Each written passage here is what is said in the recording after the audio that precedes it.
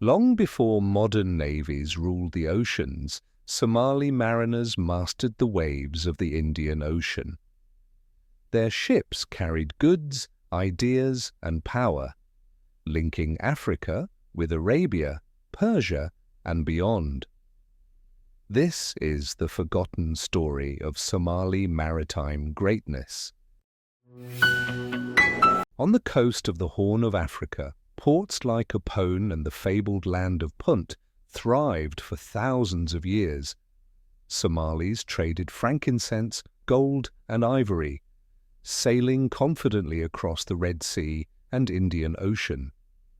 Egyptian and Greek records praised them as skilled and fearless seafarers. In the medieval era, cities like Mogadishu, Zeila, and Barawa became powerful trade hubs.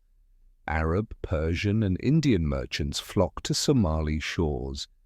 Even Ibn Battuta described Mogadishu as a rich, elegant city of sailors and scholars.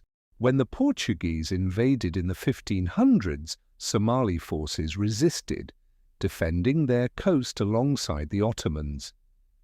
The Ajuran Empire built a navy to protect trade, rivers, and coastal routes. Later, sultanates like Hirab and Hobyo grew strong navies, taxing foreign ships and engaging in piracy to defend their interests. To some, they were pirates. To their people, they were guardians of sovereignty.